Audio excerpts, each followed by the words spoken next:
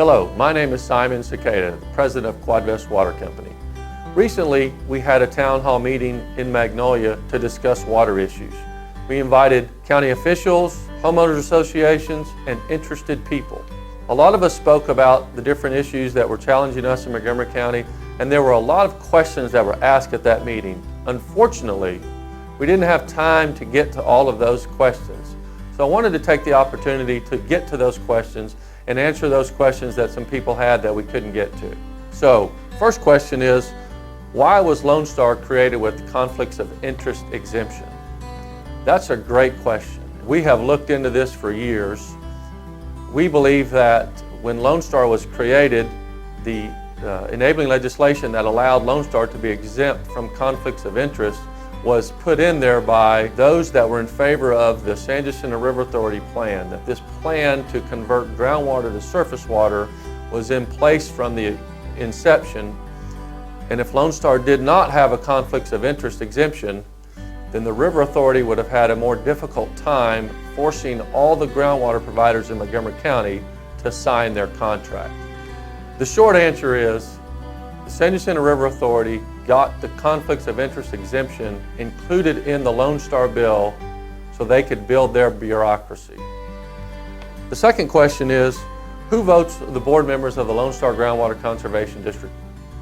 All board members are voting board members. There are 9 appointees to Lone Star. They come from various groups. One is appointed by the City of Conroe, one is appointed by the San Jacinto River Authority. So it is a hodgepodge of members appointed to the board, but nobody is elected, and we're hoping to change that. The short answer is, all of the board members on Lone Star Groundwater Conservation District Board have different agendas with conflicts of interest. We believe they should all be elected, or part of the board should be elected and accountable to the voters. The third question is, how can I ensure that changing the board members will reduce our water bills?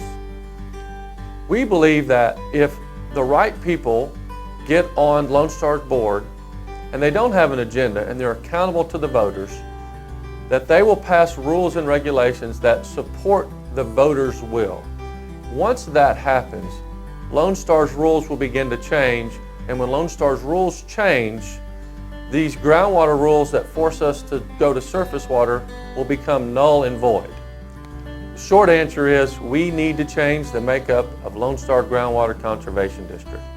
Something has to change at Lone Star, and changing the makeup of the board will begin to fix this problem. If we fix Lone Star, that's when people's water bills will begin to decrease.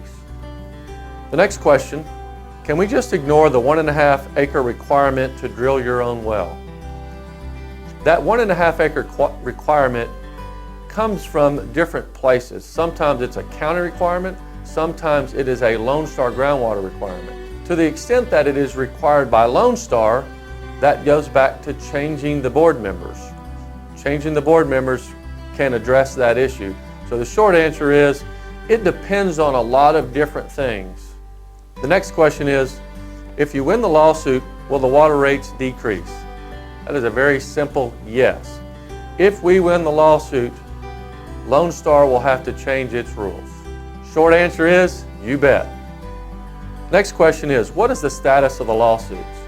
Many water providers filed suit against Lone Star, and Lone Star decided that they weren't going to fight us in court, that they were going to run from the courthouse. And Lone Star has claimed government immunity. They're not saying we're right. They're not saying we're running out of water. They are saying we are the government and we are immune.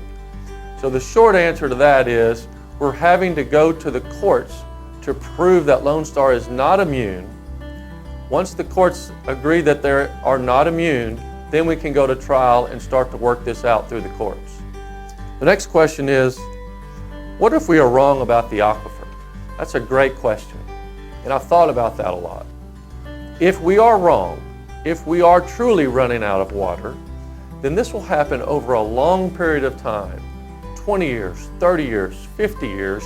That will give the water providers time to drill deeper wells or go to other sources? The short answer is we will have decades to figure out if we are running out of water and what we do about it. Next question is there any proof that we are running out of water? And the answer is no. We are all very upset about the Lone Star Groundwater Conservation District and the River Authority who runs around and says we are running out of water or the wells are running dry. That is not true. Unfortunately, we have spent almost $1 billion and there has never been one study that proves that we are running out of water in Montgomery County. In short, the aquifers are full as they were 100 years ago. The next question is, why are our water rates so high? And this speaks probably directly to Quadvest rates.